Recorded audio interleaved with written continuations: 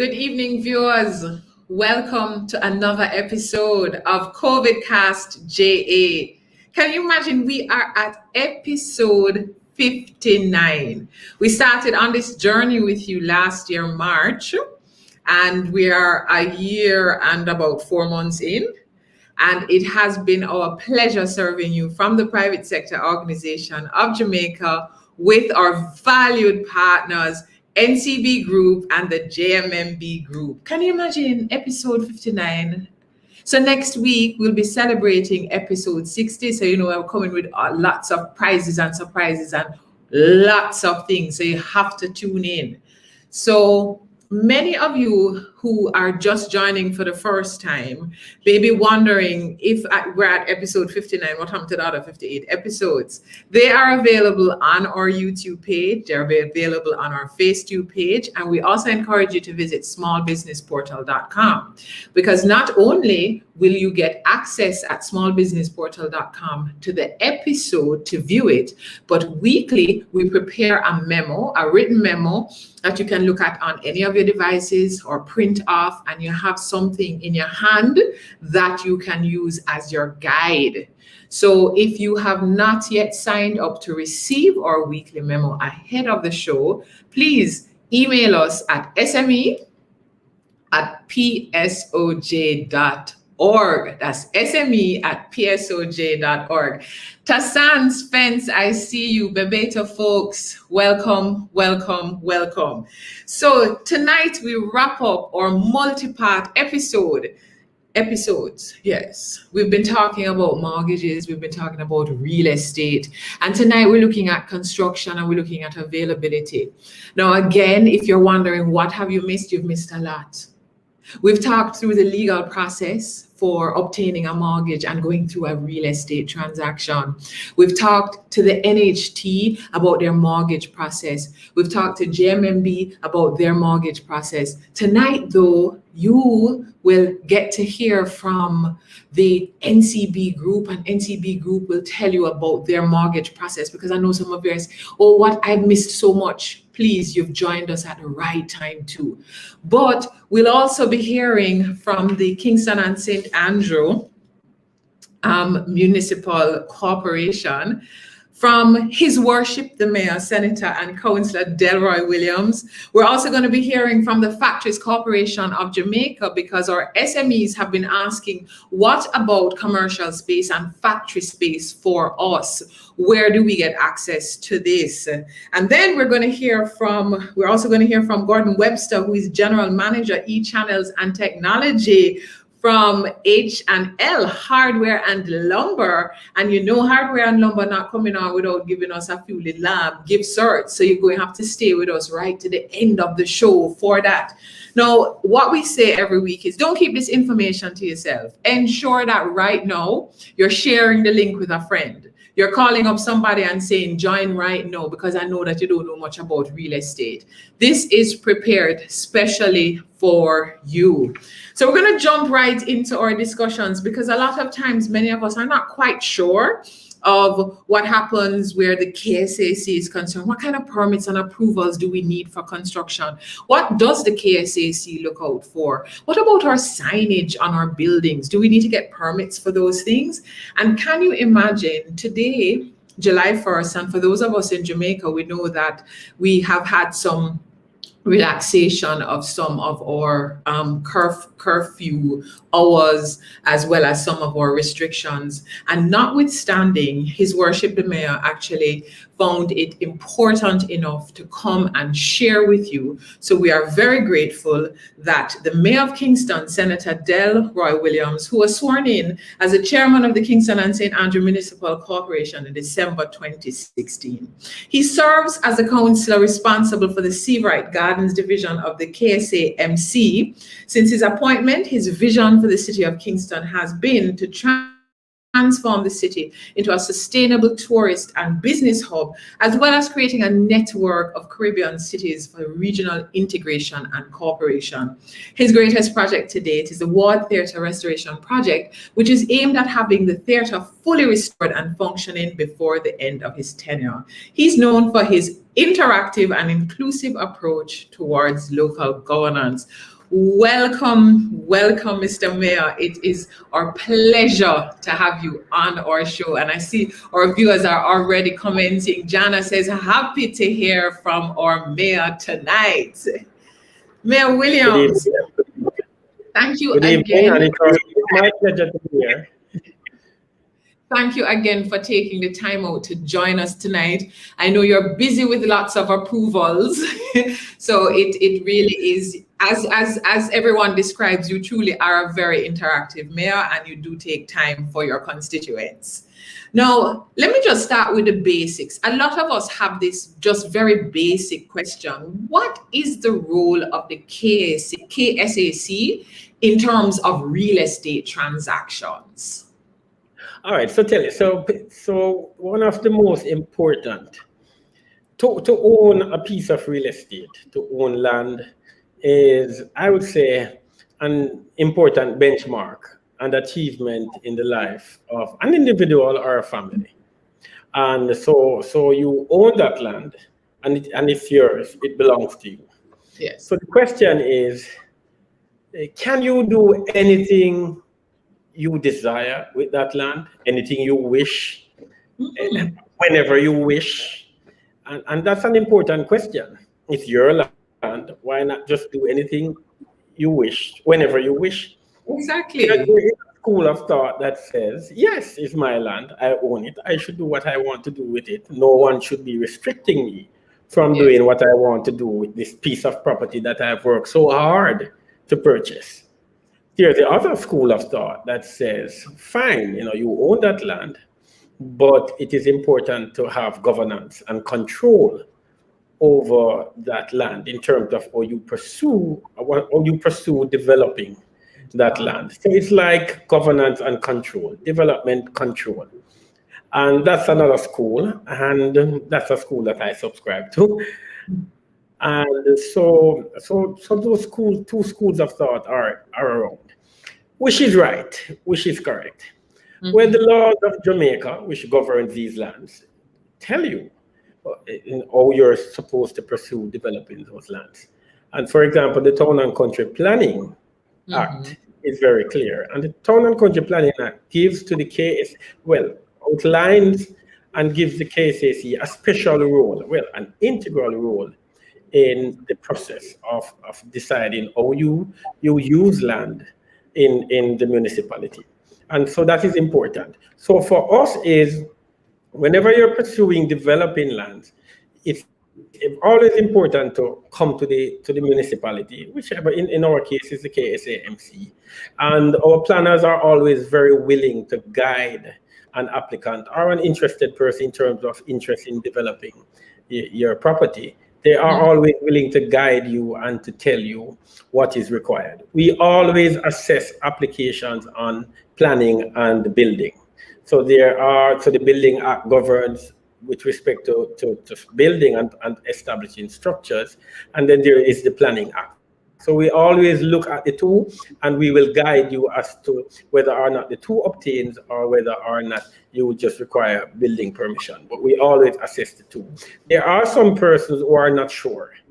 So you may be pursuing developing your property. You're not sure whether you require planning permission. It is always important. It's always good. You can write the municipality a detailed letter of what you intend to do. And so it's like a letter. We call it a determination. So you write a letter to us to outline what you intend to do in a detailed way, and then we can advise you as to what permission is needed to pursue it.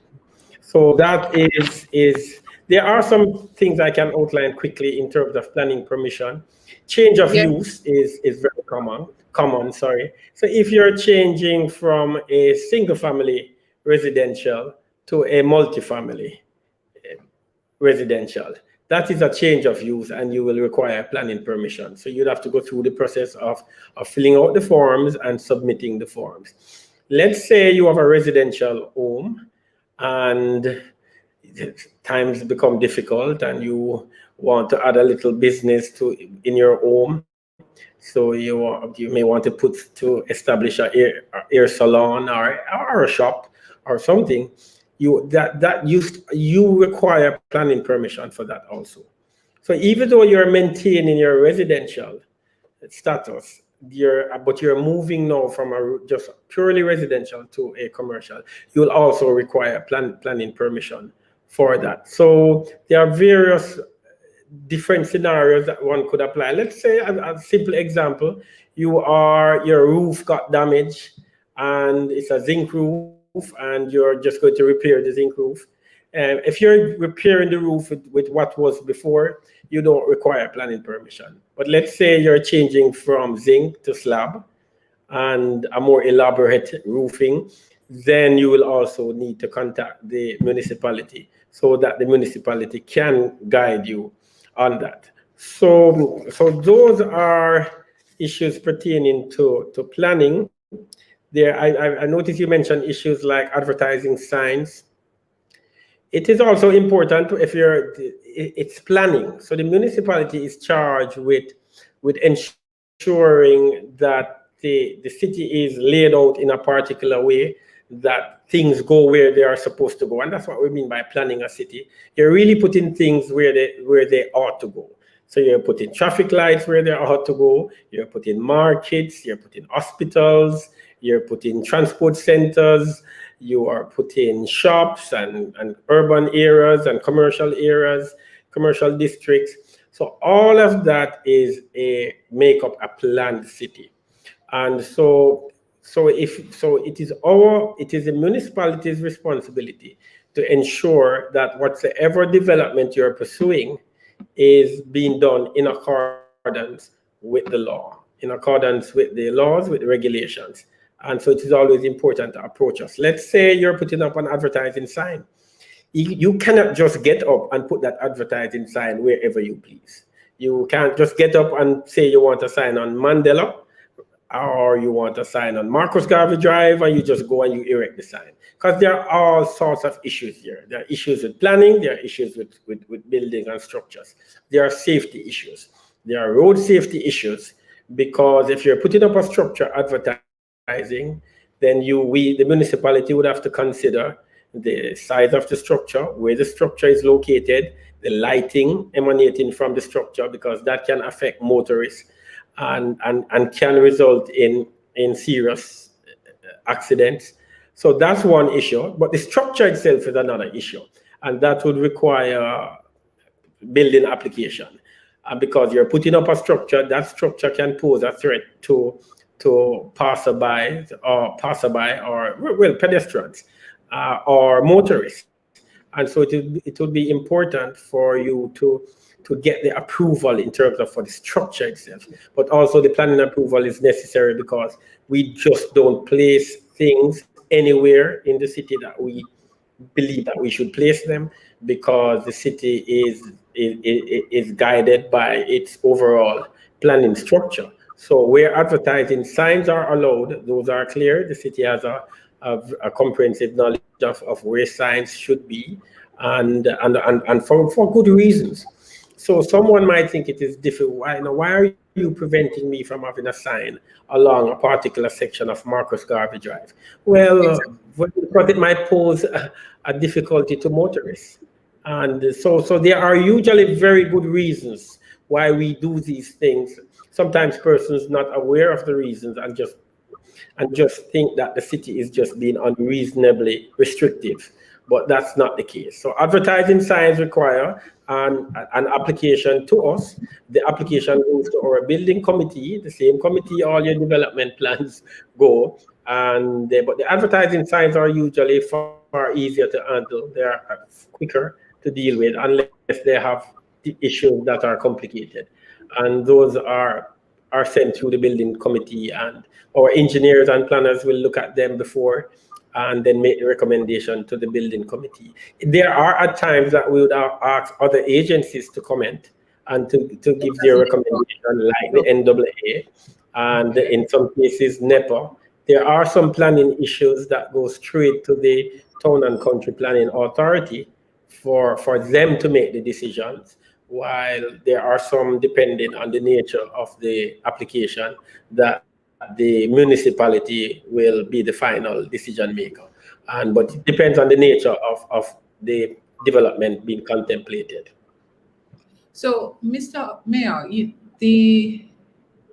John, I'm seeing your question. So before I ask my question, John is actually asking a question based on what you just said. We do see that the country is opening up, so curfew time has moved to 11 o'clock. So I know the applications are coming in. So Jana asks, can people get charged for posting party flyers and the like on electrical posts, etc.? Well, for one, you ought not to do that, because the electrical poles are the property of the JPS. So you should obtain permission from the JPS. But you ought not to just put, and it's the same thing. It's just part of governance. It's part of control. It's part of an orderly municipality. And it's also aesthetic, which is important to us, is that you have to get permission to advertise. Once you're advertising to the public, and where the public can digest what you're advertising, then you ought to get the permission from the municipality. We have, on many occasions, we have removed advertising signs for various events, because if you do not get the approval to erect or to post those signs, then the municipality can remove those signs. And we have done on many occasions. I'm sure there are advertisers out there who will be quite aware of that we have done so on a number of occasions. And there are also, I would like to add, that even when you get the permission to erect the signs, then after the event has taken place, you have 2 weeks, approximately 2 weeks, to remove the signs. And if you do not, then you can also be penalized. So Mayor, is this, I see Yvette, great question, Yvette. Do these town and country planning rules apply island-wide, or are these specific? Yes, they're island-wide. They're island-wide. Yeah. The Town and Country Planning Act is island-wide. Because sometimes, Mayor, I know that as our viewers are watching, they say, but I have a little store and I just want to put a little sign outside. You're going to penalize me for the little sign, but we actually need approval. No, yes, they are. For companies, there is, I can't recall what the size is now, but for companies, they are allowed to advertise. It's one sign. And it's of a particular sign that is defined and outlined in the law. If you're going to do it larger than that size that is in the regulations, then you have to get the permission, and you have to pay for it. And it's just part of an orderly. You just can't imagine if we should just allow persons and companies to just erect signs anywhere they want to, but for good reasons. They are advertising, they are doing business, but then you can imagine the chaos that can possibly come out of just allowing persons to do whatsoever they want, wherever they want, whenever they want. So Mayor, we're getting a lot of questions in. Please send in your questions. We have the Mayor with us. Now, Gia Bryce asked, if I just acquired a piece of land and would like to start building, what is the process, and how long does the process take to get approval to start the building? All right, so there are various ways you can approach that. There are some persons who can come into the municipal corporation, wherever you are. If you're in St. James, St. Mary, wherever, and you can come, you can sit with the planners, and you can have a conversation with them. They're always willing to do that, and then they can guide you. Or you can have an expert, you can engage an expert to carry through the process for you, like an architect, or somebody who is quite familiar, a building practitioner, someone who's quite familiar with the process. And so you can just move ahead, you do the design, and then you prepare the applications to the municipality and you send in the application. They review the application and they will give you their comments. So if there are issues within the application, they will outline the issues and ask and point you how to correct it, and then you can go and correct it. But there are Is this a long Pardon? process? How long is this process? For most single family dwellings, I would say 3 weeks, 4 weeks. If there are no issues, you should get your approval for a single family dwelling. If it's a larger development, the municipality has been very committed to this, that we have a 90-day time frame that we try and keep, and we have been doing a very good job at that. I believe we are like in the 90% of our applications are dealt with within the 90-day cycle. Okay. Which is important, because persons might think 90 days, wow, that's long. We are always trying to reduce it. Sometimes we really try for 60 days, but you still have to understand, we are dealing with environmental issues of flooding, issues of proper drainage, and so we have to take the time to ensure we evaluate, we investigate, we do site visits, so we are sure that what is being developed would not have consequences that we will end up regretting. Okay, so in terms of, I'm seeing another question here from Jana. Jana asked, what are the KSAC's plans for derelict buildings in the corporate area? The plans? Yeah. All right, so there are dangerous structures. Dangerous structures pose, so they are dangerous structures, and they pose a threat. It's a risk, and we do our best to in cases where they are privately owned, we engage the owners, and we notify them, and we issue notices.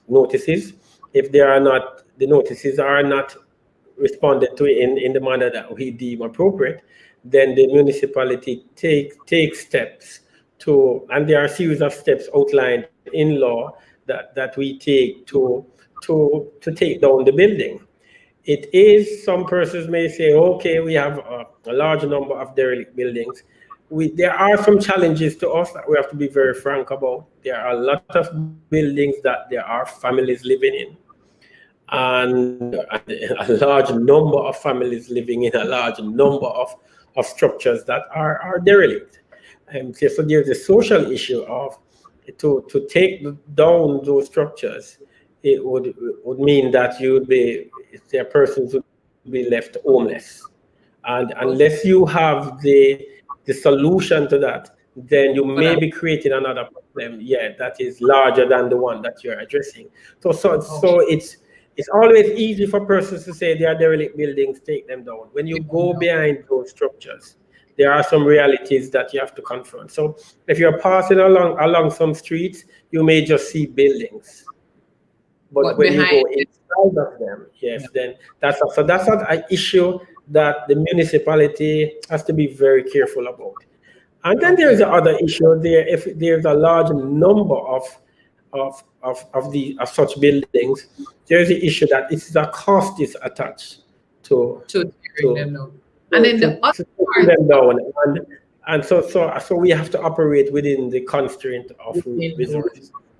And as you were talking about multi-family dwellings, because I see a question here from Sophia, and Sophia, you can correct me if I'm asked, and just let me know if I'm asking what you want to be asked. She asked, how long for multi-family plans? So for example, for developments, because we've seen instances too where the KSAC has had court matters with some developments and they've had to be seized. What is the process with developments? Well, so court matters, the court is the court, so we have to, we are a creature of law, so we abide by the decisions of our courts. And so whenever a decision comes from the court, the municipality will always abide by the decision, whether we agree with the decision or not. The rule of law here and what obtains here is that we abide by the decision of our court. So that's what the process is, and I guess you're going to in terms of engaging your neighbors and the community persons when you're doing a development. There is what is called restrictive covenant. And that's a kind of delicate conversation, one that the COVIDCast is mindful of, and we have engaged our attorneys to see if we can have far more public discussion on the issue of restrictive covenants and restrictive covenants. Just one moment. Just for the benefit of our viewers who don't know what restrictive covenants are, sometimes you see on the front of the title, it will say things like the outline conditions and and so it tells you what you can do, what you cannot do, and if you're so when you're doing, it's like an arrangement between neighbors. So there are some conditions that are placed on titles and are placed there by the municipalities, and there are arrangements between neighbors. So when a neighbor or a property owner is doing certain developments that are restricted by the title, then they go and ask for a modification of the covenant to allow them to pursue the development they want. So they should. So that is a process that is done within the courts, and it's not a decision for the municipality to take. So we don't modify covenants. We normally say to the developers that you have to have the covenant modified and the processes, and they're always advised by their attorney. But that's something that neighbors sort out within a court, but sometimes neighbors sit together and they work it out. Most cases are worked out easily. There are developments that may be going, for example, 3 floors, but the neighbors believe that we will allow we'll be comfortable with 2 floors. And there are developers who sit with their neighbors and they address it and they work out a plan and it's good and they do their development. There are the odd ones, and would get attention, and rightly so. And those are what the courts deal with and make decisions on, and we abide by them. Okay, so I'm going to take. But the process is really, there is a process outline that but we issue our building application approval. But once we issue the approval, persons are to go follow the process to have the covenants modified if required. That is a separate process from an application to us for a building approval. All right. And Sophia was in terms of a multi-family residential building that are owner occupied, is there a limit of about how many tenant occupied flats that are allowed? So if, for instance, and Sophia, I'm hoping I'm getting this right. If you have a piece of property that you want to do additions on for multi-family dwellings, but it's owner occupied, and you probably rent out a couple of flats on your property, is there a special process for doing something like that and special approvals for that? Yeah, so let me get you clearly. So you have a piece of property, you occupy it, and you are now moving to expand it to include other, to rent now to other persons. Yes. And yes, if you're all right. So if you're in a zone that is for single family residential use, and you are now expanding to a multifamily use, then you have to get planning permission. It's a very important question because we have found, and sometimes persons believe that the municipality is in collusion or with in a lot of cases, the persons who are doing such things find very creative ways of trying to escape. And so what we have found is that a lot of persons have been doing this. So it's something that I have been paying keen attention to. and the municipality where people are expanding to multifamily. It's something very important. There are some areas that is far more common than other areas. I won't name the areas, but there are some areas. I personally have asked to see applications all applications coming from certain areas, just to ensure that I'm satisfied that that is not what is being done. Where persons are moving from their single family use to multifamily use and finding very creative ways of doing it. Okay. But you have to get planning permission to move from one use class to another. Okay. And suppose I have in my residence, I want to set up a shop in my home, say a hairdressing shop, a retail shop. Do I have to get approval from the municipality to set up a shop in my residence? So again, if you're in a zone that is for residential purpose and you're moving, even though you're maintaining your residential status, you're living there still, but you're now moving to commercialize the space by having a salon or a shop, then that's a change of use. And you require planning permission for a change of use. Ooh. So you are required to do it. Okay. So Nicole, Sharon, I hope that answered your question. And I'll point out one thing before, is that under the Rent Restrictions Act, if you change use, then that's a basis for a landlord to evict you. Thank you for that point, Mayor. Nico, I hope we've answered your question, and we're just going to take one last question from Tassan. Thank you for this question, Tassan. In terms of the subdivision process, what is the role of the KSAC in the subdivision process? Well, it's a major role. It is a major role. We do the subdivision approval. But as similar, depending on the size of the subdivision, we always obtain comments from other agencies. Okay. So if the subdivision approval is made, application is made, and we process it, and we obtain, like if it's the NAA, you have NEPA. In some instances, you have other agencies commenting. Okay. And I'm seeing the application is just the municipality does subdivision application. Okay. And I'm seeing Soho, this is the last one we're taking. Thank you for this one. And I know this is a question a lot of persons are asking. The corporate area has been overrun with new build of high-rise apartments. How are so many being passed in such close proximity to each other? And where is the town and planning in the wave of this? Parking and green space are already scarce. And they would just want to know your thoughts on this, Mr. Mayor. All right, a lot of our residents have concerns about the multifamily apartments going up, especially the higher ones. And we have had several community meetings with communities that are affected. There are some communities that are affected far more than others. The issues that we're guided by the regulations, we're guided by the provisional development order, and there was a point I was going to make, and it has slipped. This is it.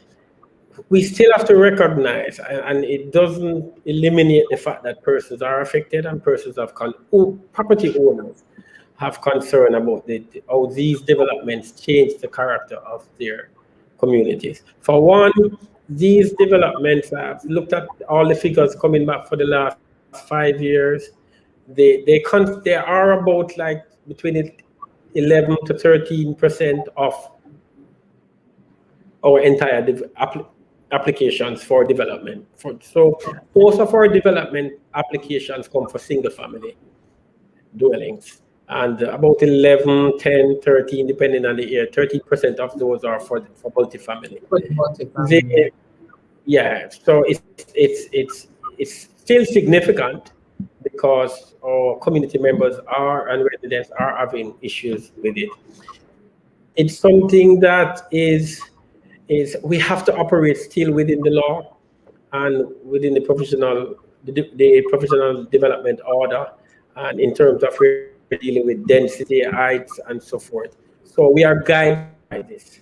But we always urge for conversation. We have the municipality, we have been having conversations with residents whenever these applications come to us, especially in areas that we receive frequent complaints about, and we encourage developers to have these conversations. I say that a lot of the developers do have the conversations with their neighbors and do try and work out what is, and we are aware of that. As I've said in an earlier example, there are cases where developers are doing 3 stories and neighbors might say, look here, we're not comfortable, and they adjust the plan.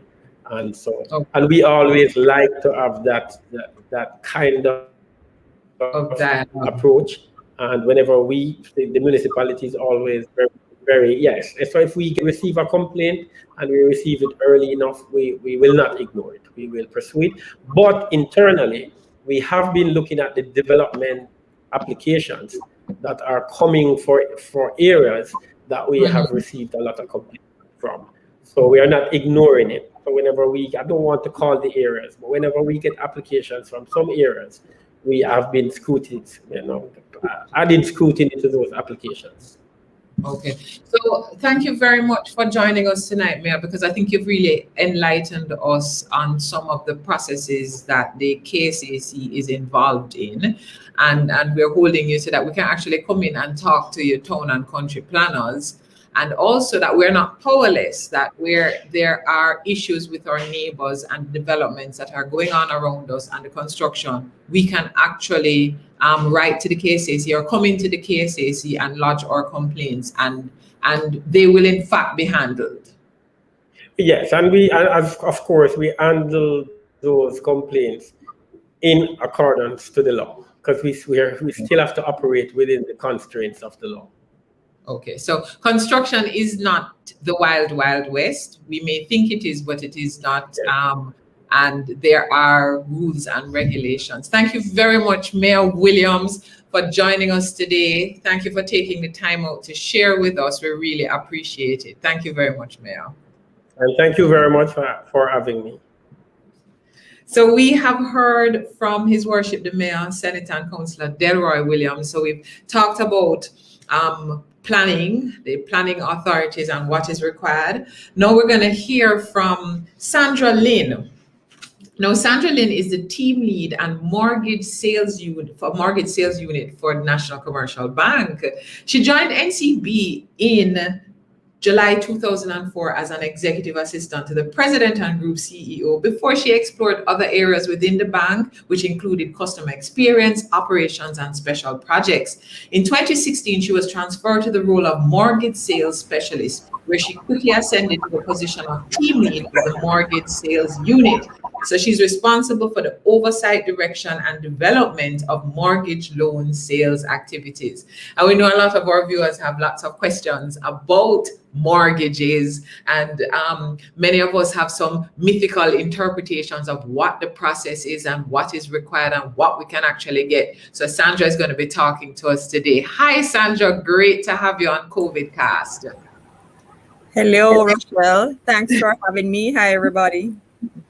Welcome, welcome. Sandra, to help our viewers, I know that we have some slides, a presentation that I'm just going to ask my producers to put up now so that we can talk with Sandra. Now, viewers, please send in your questions. Donette, I did not ignore your question. I saw it. What is the process to evict a tenant for lack of payment? That will actually be, that's a whole other thing because we're talking about the Rent Restriction Act. So we'll note that to answer you, but also for a future show. Thank you for that question, Donette. So, Sandra, you say unlocking your dreams for a residential mortgage product. Can you tell us a little bit more? Tell us what you'll be talking to us about tonight. Okay, Rochelle. So I'll just be giving a little overview on our residential mortgage product, which is a popular product even in COVID times, our refinance mortgage switch, and our home equity product. Yeah, because I know lots of people have questions about home equity loans, what we can actually get. So, or your mortgage product, you re-entered the mortgage market in 2012, and what has been happening since?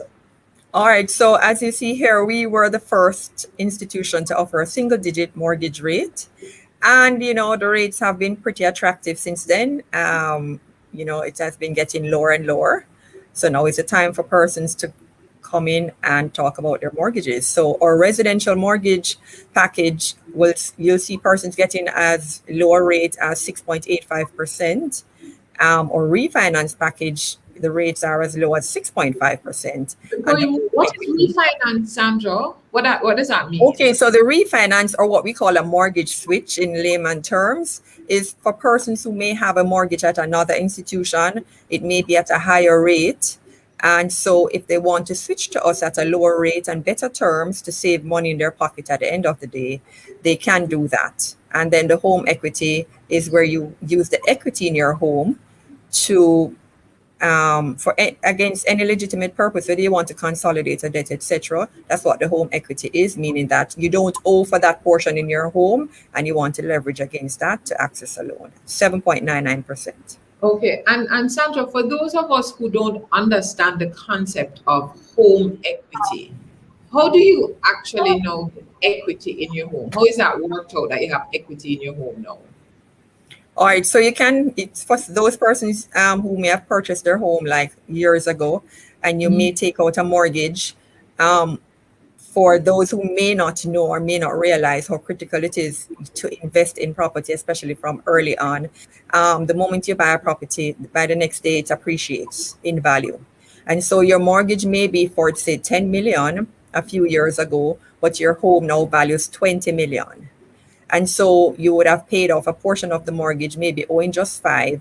And so you have equity of 15 million in that home because against the value of 20. So you owe 5 and then you have equity of 15. So you can use a portion of that equity to access a loan at very reasonable rates, single-digit rates, over a longer term, say over a personal loan or unsecured loan at a double-digit rate. Okay, thank you for that. So really, can we get the next slide? When you purchase a home, and we're always saying that it is one of the most important investments that you make because it appreciates. There is real value in this appreciation. It's not mythical at all. There's real value in this appreciation. Exactly. And for the 3 products, we talked about earlier, we're along the lines of construction, and may I just talk about building and permits and all of that.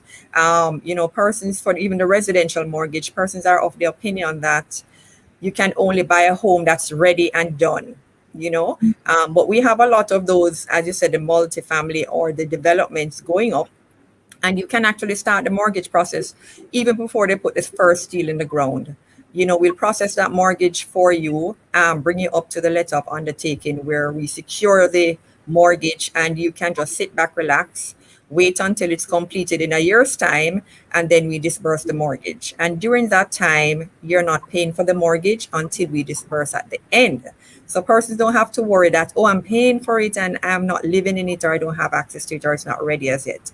But at least for sure you're secured, you can get the mortgage and you will get it. There's nothing more for you to do after that letter of undertaking is issued. You just sit and wait on your investment to materialize at the end.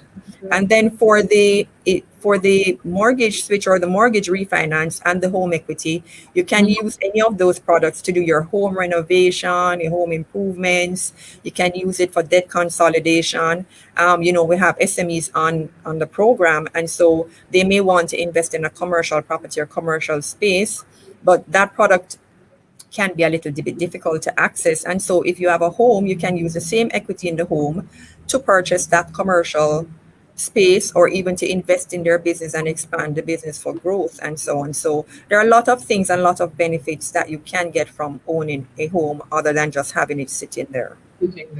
Okay, thank you for that. Can we get the next slide? So we can use it to access new construction, home renovations. And you're telling us a little bit more about the financing 100% financing. What does that really mean, Sandra? 100% Great. So financing. the features, so it's just a little bit on the features of how you can access it, to fulfill your dreams, so to speak. And so under the Jamaican dollar mortgage, residential mortgage, you can get the 100%, meaning that if the home is, say, 15 million, we can give you the entire 15 million towards the home. So you may be a young professional starting out, you earn a fairly good income, but you don't save enough. So if it's for 15 million, some persons may ask you for a 10% or a 5% deposit. That's 10% of 15 is $1.5 million. And that's not easy to save for some persons. And so we recognize that. And so we will upfront and pay that entire 15 million towards the vendor for the purchase of that property.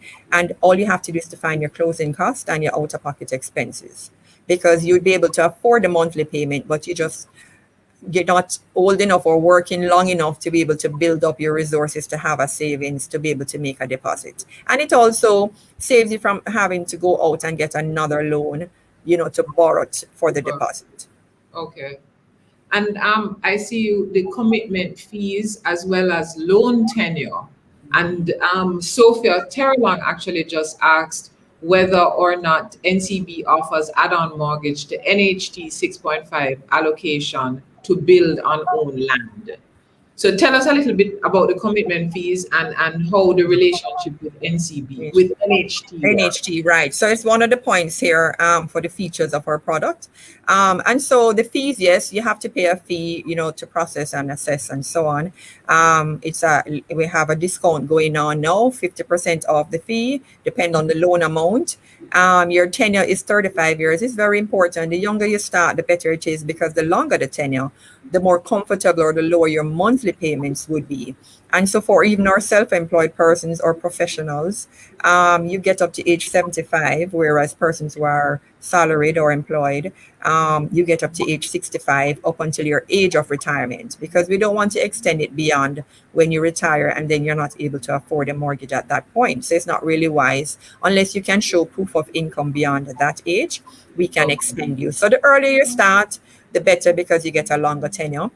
We also can offer you, so if you're not qualified for the 100%, because it has conditions and limitations, you have the mortgage indemnity insurance, which you can get up to 95.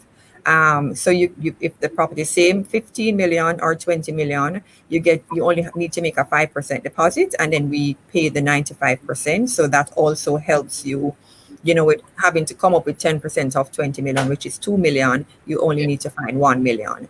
And so with the joint finance, it's a one-stop shop. You don't have to go to NHT at all. You just come to us at NCB and we do everything there. And yes, you will get your NHT benefit at the 6.5%, and whatever rate you're qualified for, from 0 to 4% on the NHT side, you would be able to access that, because you're going to apply through us. And then we have a relationship with NHT where it's quickly approved from that end. So it will be coming from them. So you're not being shortchanged. You will have access. The question, I think, referred to the build on own. Yes. And no, we don't do construction from the ground up for loans, because especially from what the mayor just told you, you can realize it's a pretty technical and tedious process. And so we are not involved in that at this point. But if you do have like 2 homes and you want to use the equity in one to build on another or expand on another, you can also do that. But outside of that, we do join with the NHT for the purchase of properties, for sure. And the refinance and mortgage switch? Yes, so on the refinance side, now, as I explained earlier, that's when you're moving your facility from another institution. And this is a great product, because I've seen where persons can save over 70,000, over 100,000 per month in loan payments from what they were loaned out up to their ears, and under the refinance, we took it over. We give them, it's a longer tenure, similar to the mortgage product, where you get up to age 65 or 75. There are no fees. That's a beautiful thing. So even before, when we say 50% off, this one is 0, right? You can consolidate other debts under this product, and you can also do your home improvement, your repairs, your upgrades. You want to fix up your bathroom or, your kitchen, all the modern styles that you want to put in. You can do that under the refinance at a single digit, very low rate of 6.5% minimum, up to 6.95% at the end of the day. So you find that persons benefit a lot from this product. Yes. And yeah, it's a good product for you to save money. You can save money to access another property once you free up, some of your debt, or you can actually reinvest it in your business if you have a business or SME status. Okay. Thank you for that. So can I see? So for the persons who are listening out for even hardware and lumber to hear what kind of products are available for home improvement, there are facilities in place that with NCB that you can do a home improvement. And then the home equity, you started telling us about this equity that you're getting in your home. Anything else you're going to share with us about home equity? Right. So for the home equity, the tenure is 15 years because it's the person's access it for whether for vacation, for the college funds, for the children, to build, as I said, to upgrade the home as well, to invest in their business for various reasons, to consolidate debts, to free up, their income stream, etc. So you can purchase it, use it to purchase other properties, like a commercial property, etc. And so it's also a very good product. The rate, as I said before, was 7.99. And yes, so if persons even under the refinance or the home equity, you go to Rapid True Value in your shop and you get your bill, or you get your pro forma to say how much it's going to cost. And once you apply for either one of those two facilities which you're eligible for, then we pay out to those institutions for you and we cover the cost, and then you can get on with your home improvements. That is very nice. Thank you for that. Yes. Next slide. So please, viewers, do you have any questions? I see Dr. Colette Smith says, good evening. Hi, Dr. Smith. Is the NCB mortgage loan rate fixed for the life of the loan? Great question. Right. No. So, as I said, in 2012, we came out with a single digit rate. And before that, I remember the days when mortgage was coming from like 20%, 20 odd percent, 19%. And so can you imagine if someone had a mortgage fixed for the life of that mortgage up until that time? And so mortgages usually are such a long-term facility that you don't want to fix it because you don't know what can happen in the market. But for us at NCB, we fix it for at least the first 3 years. So for sure within the first 3 years that you can afford and comfortably so. And it goes with the market after that. So far, luckily, we see the market trending downwards. And so it's good to capitalize on that for now. But for sure, we always remain competitive. And we always try to remain the lowest in the market. So whatever it is at the point after 3 years, then it can be adjusted to that rate. Even if it's a little bit lower, we do facilitate that for our clients. Okay. So if our viewers want to visit with you to ask some more questions, because some of us never knew exactly even how the home equity worked and what is required for those things, how do they find you, Sandra? Who can they talk to at NCB?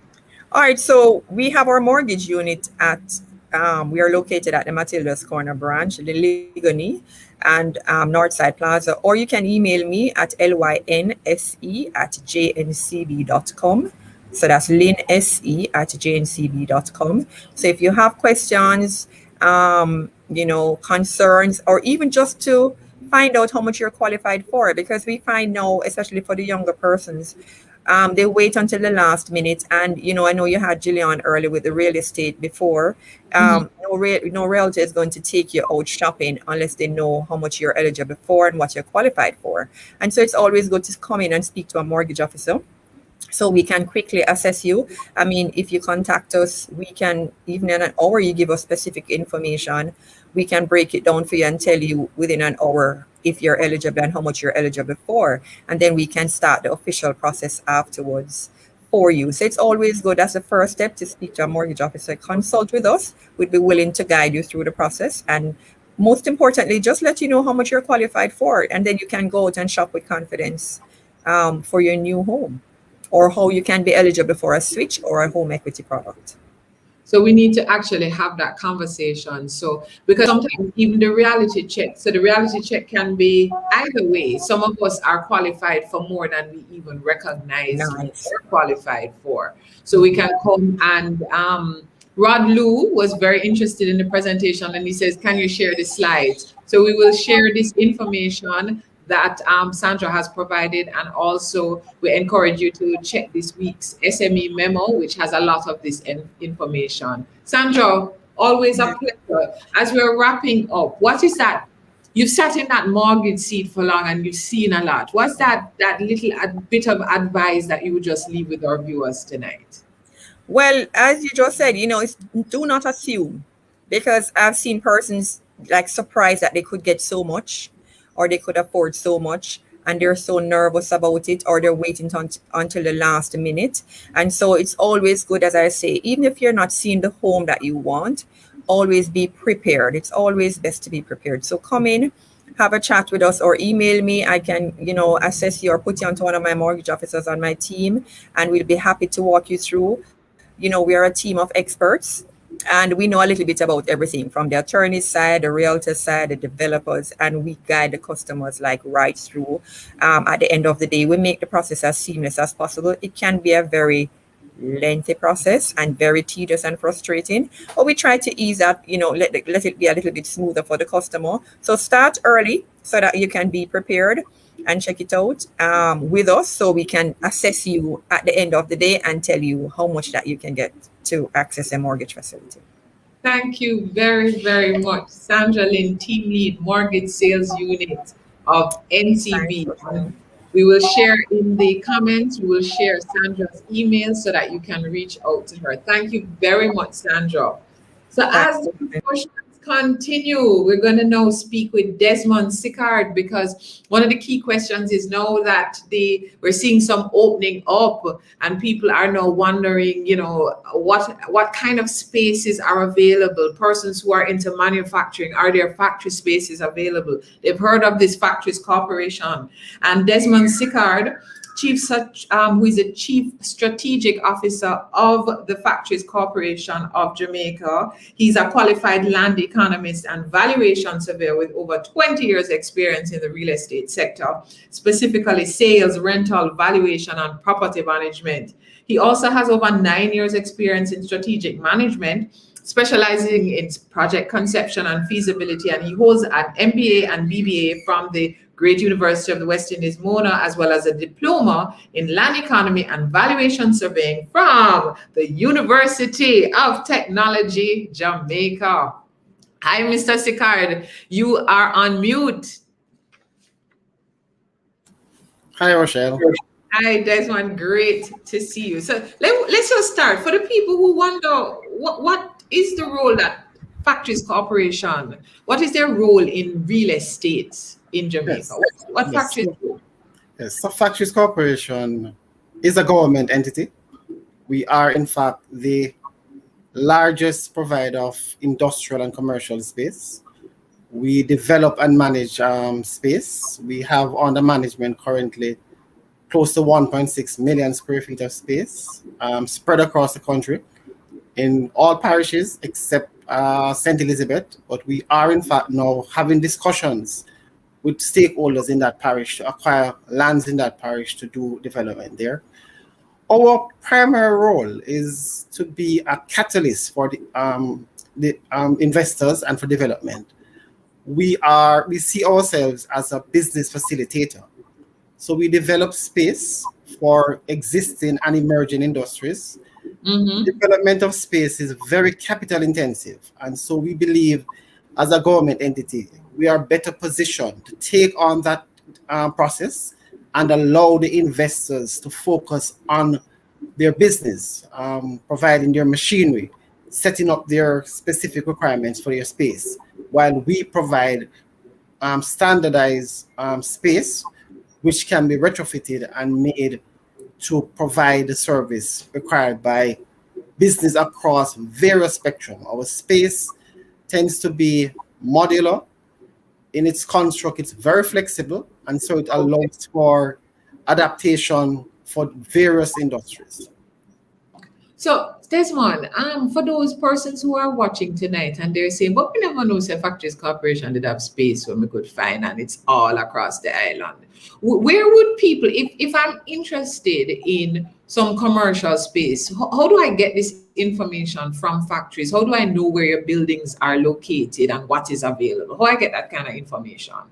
Well, what I'll say is that our occupancy currently is 97%. So we are virtually out of space. We have nonetheless undertaken a number of enterprise projects. And so over the next 2 to 3 years, we will be developing close to an additional 1.8 million square feet of space. In fact, we have started the process at our GARMEX free zone in Kingston on Marcus Garvey Drive. We are developing 360,000 square feet of space. We are now doing phase 1, that's 90,000 square feet, and phase 1B, an additional 36,000 square feet. We are also looking at developing the much anticipated Morant Bay Urban Center, where we will develop 435,000 square feet of integrated business space, housing government and private sector. That project is in the final stage of development and construction should begin within the second quarter of this year. We're also looking at a development in Bournebrook, Portland, similar to the concept for the Morant Bay, but on a smaller scale. That's 140,000 square feet of integrated space as well. And out in the central part of the country at Hayes Free Zone, a development is being planned for that site. I think about 240,000 square feet of space. We currently have 120,000 square feet of space there, but it's all taken. So there's no available space there, and hence the reason to go there to stimulate further investment by developing additional space. So those plans and programs are there. We do have a website, fcj.gov.jm. A lot of the information is available there. We are constantly in touch with the Small Business Association. We're a member of the JMEA. So a lot of the businesses flow through those avenues, and we are available. Instagram. Somebody wants to come into the FCJ's office. If I have a small business, how do I know if my small business, one, even fits into the kind of businesses that the FCJ accommodates? And is it affordable rates that are offered?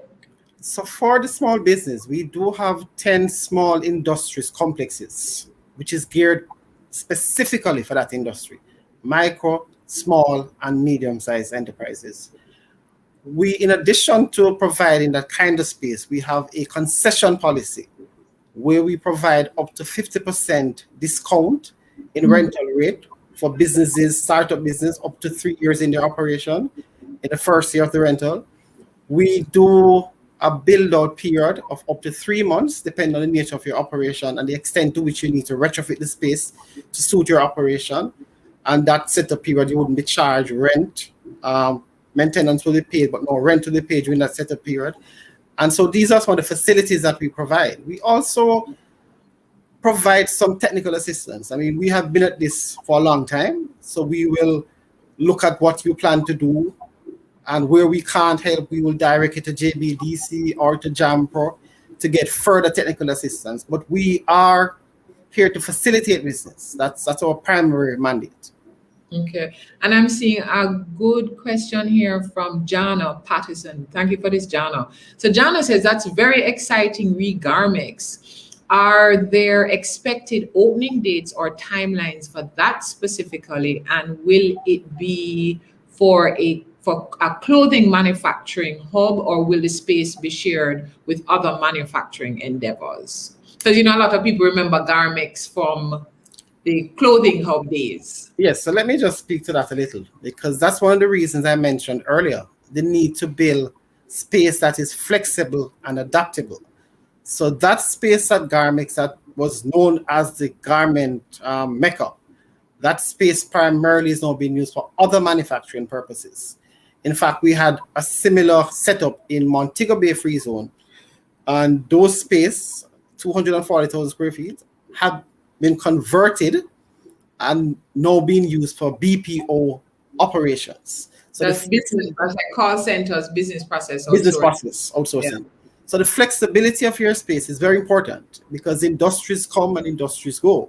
There are industries that we have now that we might not have 10 years from now, and there are industries that we do not now have that will emerge. And so we allow the space to be retrofitted and to be adopted to suit the particular need. The Garmix phase 1, that development will be completed by the end of July. Occupancy is targeted for about August, September. I do believe of the 90,000 square feet, I think we have commitment for about 60,000. And so other interests that are there, I will urge them to get on board quickly, make contact with us, send your application in. Phase 1B, which will be 36,000 square feet, is geared primarily to the micro and small sector. Those units will be 1,000 square feet and 2,000 square feet, catering primarily to that sector. That phase, that construction should start the third quarter of this year, and those units should be ready by the middle of next year. By the middle of next year. So this is exciting, though, Mr. Sicard. When we hear this now, we want to know how we get in touch with you, who we talk to at the FCJ. Well, I could give you our client service manager. That's O'Shane Campbell. His email address is ocampbell@fcj.gov.jm. Our marketing manager, Dara Smith, she can also be reached at dsmith@fcj.gov.jm. And I'm also available, dsicard@fcj.gov.jm. Okay. And to facilitate whatever applications might be pending. And I see 2 questions here. So Dr. Smith says, do you have facilities to accommodate businesses such as professional services other than BPOs in St. Anne? Well, we have just one unit in St. Anne, unfortunately, and that unit is now occupied. So we have nothing available in St. Anne now, but the space that is available can be converted and used for just about any business. That's how adaptable and how flexible the space is. That whole concept of a modular space that can be adapted. Okay. Yeah. Thank you for that question, Dr. Smith. And Kimberly Fender says, pleasant night, Mr. Sicard. If a realtor is seeking a commercial space for a client, would the FCJ be able to assist? Oh, certainly. You make contact with us, you make that link, and we can provide that space. I'm not too sure there's an additional question to come, but we will facilitate those engagements. Well, thank you. I think a lot of our viewers tonight didn't know exactly what the FCJ was about and now have a lot more information. And if we have mentioned the FCJ's website, and I do recall that even with persons with visual impairments, that they are still able to utilize that website? Yes, in fact, our website was upgraded last year, and incidentally, we won the award as the best website in the government sector. It's a very user-friendly website that allows for all persons. There's no exclusion. Visually impaired, hearing impaired are able to access and utilize the website. Okay, thank you very much, Mr. Desmond Sicard. I see Tassan Spence says, yes, I learned something new. So Desmond Sicard, Chief Strategic Officer of the Factories Corporation of Jamaica. Thank you very much for joining us, Mr. Sicard. Thanks for having me. And we have lots of information of who you can contact at the FCJ. Also the website, please reach out. As you know, commercial space is coming. And at this time, and let me tell you, there are some prizes and surprises for having made it to our 4th guest, who is another exciting guest, the General Manager of E-Channels and Technology of H&L. He is Gordon Webster. He is responsible for H&L's digital strategy roadmap, including e-commerce and loyalty programs. He also manages cross-functional efforts to ensure seamless customer journeys across all channels. He has over 2 decades of experience as a management consultant with PricewaterhouseCoopers and other firms, and has led transformation projects for clients across the Caribbean, USA, and Europe. As a management consultant, Gordon has led 2 service companies, a fleet services outsourcer, and a technology infrastructure provider. Hello, Gordon. Hi, good night, Rochelle. How are you doing tonight? I'm good. I don't think your camera is on, or is my internet giving problem? Well, I can see myself, so can you hear me? I can hear you. Could our viewers let me know if yours, because it could be mine. My internet had a little drop earlier. Is everybody seeing Gordon Webster? Tassan, are you seeing Gordon, Dr. Smith? I'm getting messages that I can't be seen, so it might be on your side. It's my side. Okay. So good to have you, Gordon. And just to let you know too that we are very grateful for Gordon being here. There we also have 2 giveaways, 2 gift cards from H&L. Yeah. I see Sophia says blank screen. Everybody's hearing you but not seeing you. So we will continue until that can be rectified, because we're seeing a black screen now. Okay, let me give that a shot here. Let's see. Okay. Can you see me now? Not seeing you. And we want to see you too, because he's a good looking guest, you know, so we'd love to see you. So while we're trying to work that out, Gordon, home improvement is so exciting now because many of us are tuned in to HGTV, and we're also on Pinterest looking at all kind of ideas for home improvement. And of course, recently, with a lot of persons being involved in developing their home office space, we're seeing a lot of excitement in the home improvement. Tell us what you are seeing. We're talking from the outside. What are you seeing from H&L? What are some of the trends that you're seeing? Well, you know, the last year has taught us, you know, everything that we thought was impossible is possible. I remember, you know, a year or 2 before, we were saying we could never have our staff work from home. Everybody had to be in the office where we could see them. And COVID has sent everybody home, or whoever we could send home was able to work from home. We enabled that. And we saw that for across all industries, across all around the world. And what that really did was make people really think about, you know, as we moved to video conferencing, you know, all of a sudden things that we took for granted before became important. So in terms of home offices, we saw people, you know, they'd been at home, they started to fix up their houses because they had not, you know, working hard for several years, never paid attention to the color of the wall in the house. And then all of a sudden, COVID, they're sitting at home and looking at the same wall and saying, I need to repaint that, or I need to fix that. So there's been an explosion of DIY. And as we look at what's happening in the home office, it's not only people working at home, but their children have been home. So all of a sudden, people making spaces in their home for their children to do work, for them to do work.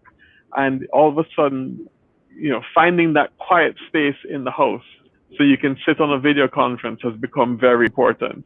Having a comfortable place for you to work that has the right lighting, that gives you a sense of airiness, that's also been very important. So we've seen people, in some cases, adding on to their homes or converting rooms into multi-purpose rooms. They may have a guest bedroom or a nook in the corner of their kitchen, and all of a sudden that now becomes an office.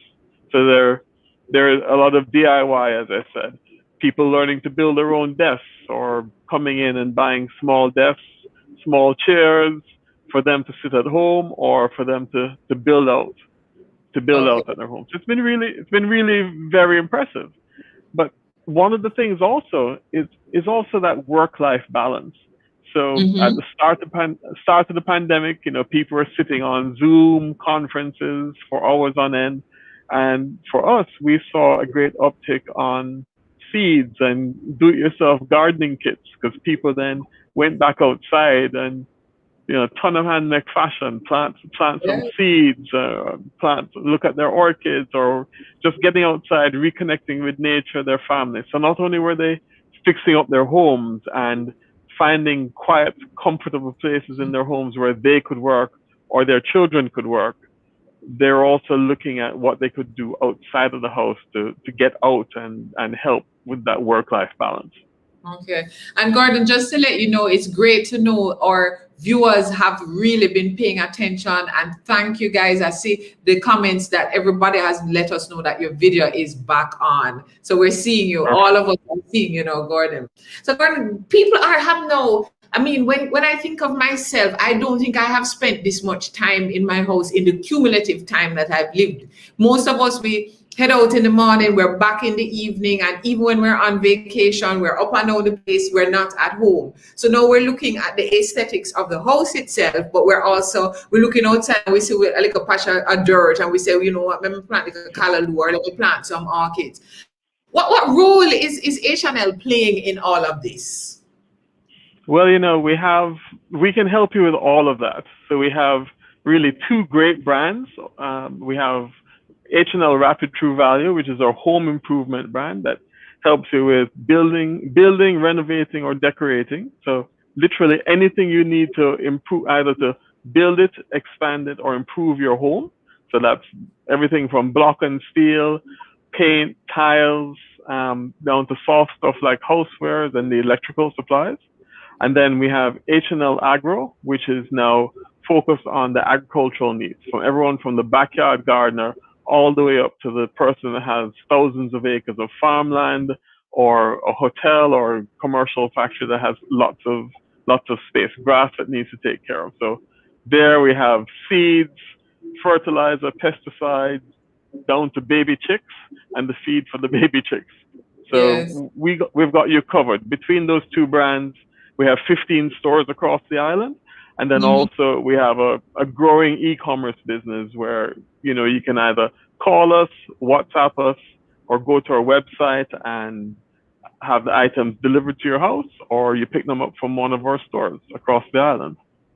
And you know, Gordon, many of us, even with the DIY, or you know, as we're sitting and facing our walls on a daily basis, so all of a sudden we want to knock out a wall and put a window here, and we want some additional lighting. And sometimes when you watch these home improvement shows, it looks like you just come and you get the property brothers to kick through a wall, and immediately a space is created.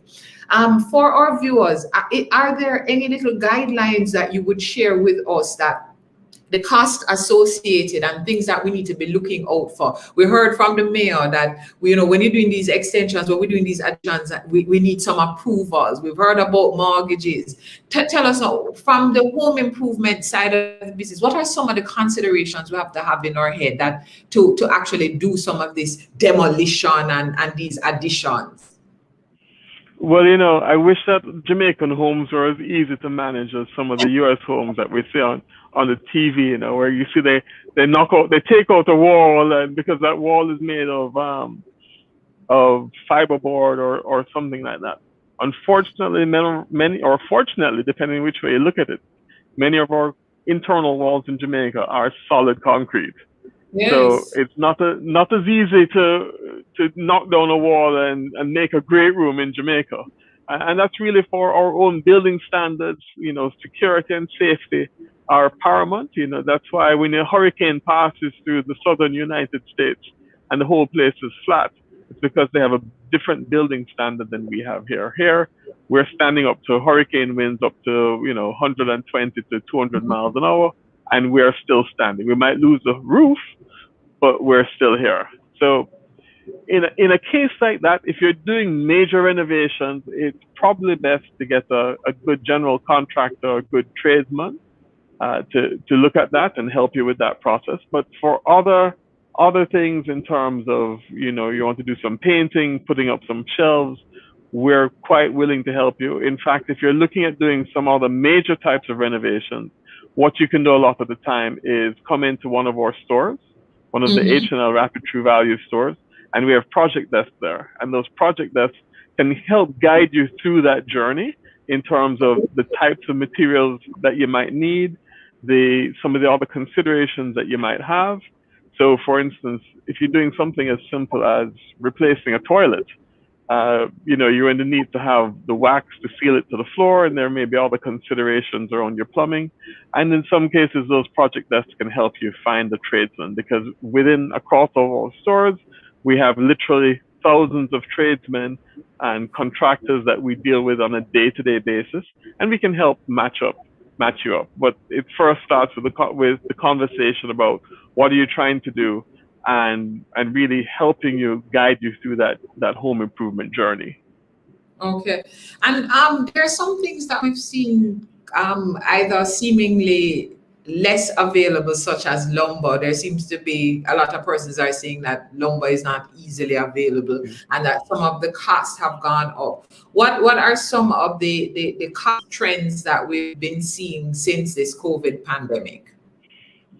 Well, we've always said, and we've realized that we live in a very, very interconnected world, and one of the end results has been really everything is just in time.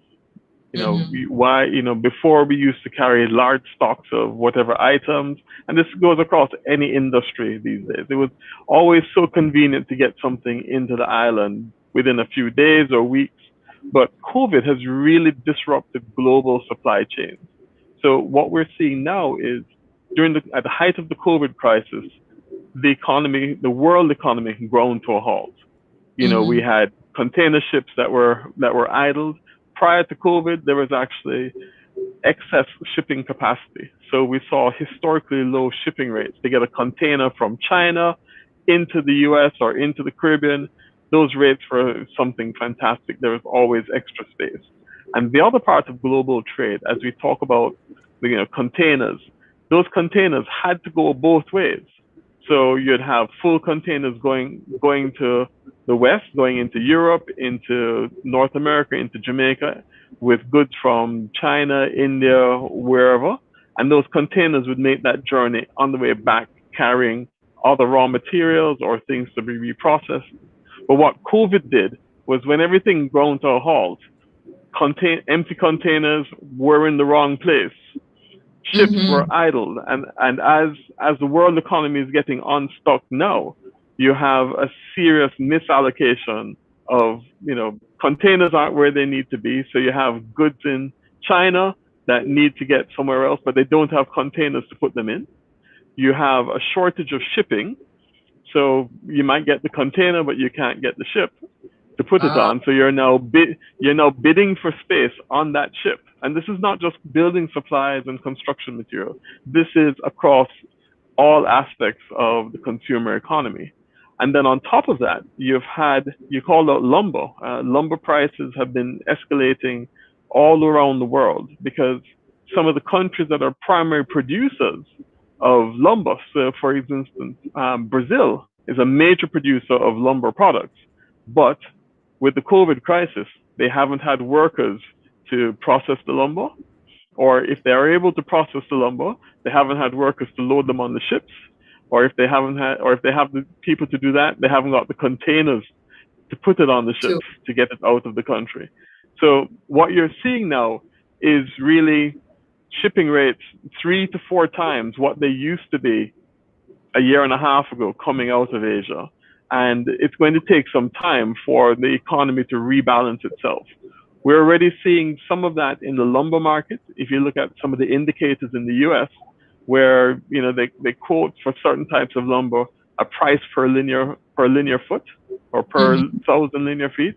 And we saw those prices peak back in April. They peaked, and they're probably down about 35% now, but that's still up about 50% of where they were a year ago. Yeah. So as the economies around the world open back up and production starts to get back and capacity starts to come back, we'll start to see some of those prices rebalance. But it's going to take time, and as different countries are coming out of COVID at different rates. So we know that Brazil still has some problems, and that is going to create knock-on effects for some of those primary exports that they do. They may make it up from other countries, but it may be at different price points or different types of products, complementary products. Thank you very much for that. Rod Lu actually said good point on the supply chain, that global disruption, because I think sometimes we are not thinking of that knock-on effect. We're seeing an end product, but notwithstanding, home improvement has been blowing up in Jamaica. In fact, H&L has a home improvement online show that showed all kinds of DIY projects too. Yeah. So we had our Modern Builder series. I think we just finished up the first series of that. So you'd find us on our YouTube channel. So if you go to YouTube, I think that YouTube channel is youtube.com/hardwarelumber, or you can get to it via our website. So we had the Modern Builder series where we had a number of different people coming in and doing DIY projects. I mean, as I said, people have been at home. Once they finish that Zoom call, or they're at home with nothing to do, and they start to do things themselves. So we've been able to help our customers with those journeys. We had Agent Sasko with his journey in the Modern Builder, building a gazebo and some other things.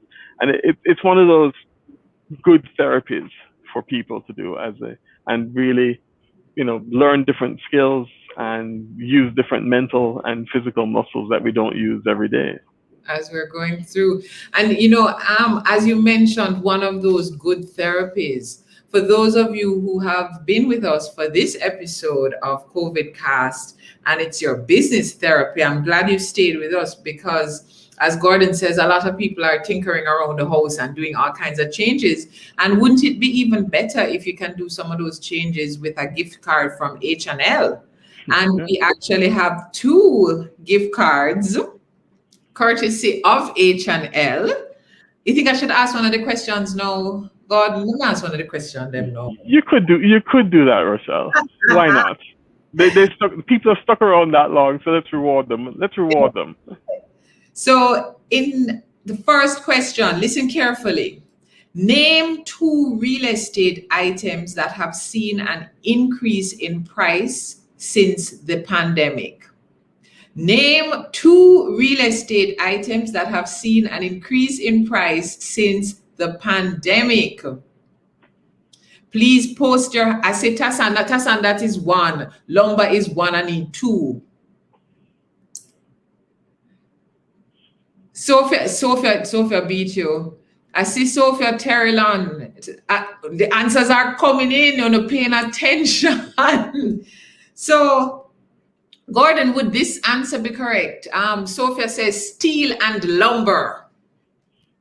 Yeah, well, we've seen all commodities increase during this COVID pandemic. So I believe we have a winner there with Sophia. Sophia, you are a winner. If you can just drop your email address in the comments so that we can get your 5,000 gift certificate from H&L to you post haste. Everybody else, please pay key attention. Sophia has been very engaging tonight. So thank you very much, Sophia. Sophia is the winner of our first gift certificate. So Gordon, as we're wrapping up this segment, and many of us are tinkering around, and sometimes we get a little enthusiastic with our tinkering. What little tidbits of advice would you give us with even how we're budgeting, and what are some of the key changes we should, if we're going to do something, what are some of the valuable things that we can do to our homes to help increase value? Well, I watch a lot of HGTV, and they will always say that a good place to spend your money is in your kitchen. So, your kitchen always helps you recover whatever money you put in your kitchen. You usually get that back in the increased value of your home. And, I would really say, do what makes you comfortable. If you're going to, there's another adage, measure twice, cut once. Mm-hmm. So make sure you have a clear idea of what you want to achieve. You don't send a workman and just say, I'm going to pay you by the day and, paint these rooms. And if it takes you 3 weeks, so be it. Have a clear idea of what objectives you're trying to get to. Yes. Try and talk to professionals. As I said, come into one of our stores, visit our project desk, check out our website. On our website, on www.hardwareandlumber.com, we have a blog section with lots of tips in terms of how to do various home improvement projects, how to do different kinds of paint projects, bathroom tips, kitchen tips, gardening tips, how to lay tiles. We have a number of different things that will help people do there. But do your research, talk to some professionals, get a clear idea of the scope, and then as we're dealing with laborers and contractors, try and stay away from daily rates, but really pay on achieving of certain key milestones. Thank you very, very much for that. Gordon Webster, who is the General Manager, E-Channels and Technology for H&L. And thank you very much for the gift certificates provided by H&L. And we still have one more to go. So thank you very much, Gordon Webster. We've heard from His Worship the Mayor, Senator and Councillor Delroy Williams. So we've talked about approvals, planning and permits. We've heard from Sandra Lynn, Team Lead, Mortgage Sales Units. It's all coming together because Gordon actually talked to us about some of the things that we can do to improve the value of our home, and improving the value of the home actually helps with home equity. And we can also get loans that help us to improve the value, home improvement loans. We also heard from Desmond Sickard, because many of us are wondering what commercial space is available for micro, small and medium enterprises. So the Factories Corporation outlined to us the spaces that they have. And in fact, their occupancy level is extremely high, but there are spaces to come. So we're encouraging you to visit their website. And did you know that you could go into H&L and actually get some advice on what you can do to your home? So after you've invested, you've got this mortgage, you've invested in this, what the biggest thing that you do, that first home that you've bought, that second home that you've bought, that we always want to keep that value going up. So we want to ensure that we are keeping up that, we say keep up the property. But when we're doing the expansion, and so we can't just put on the extra piece, we also have to go to the COVIDCast. So Greg said, Chris said, I thought Gordon was an IT guy and he seems to know a thing or two about home improvement. He sure does. Thank you very much. And I know you're saying to yourself, Rochelle, can I chat to you? Should I give her the next gift certificate? I'm going to give it away now. So listen carefully to this question. I have one more gift certificate, and if nobody don't get it, I'm taking it for myself. What was the topic of part 1 in this real estate segment? What was the topic of part 1 in this real estate segment? Remember, everybody gone to check now and look back on the flyer. The time is ticking away because I well want that gift certificate.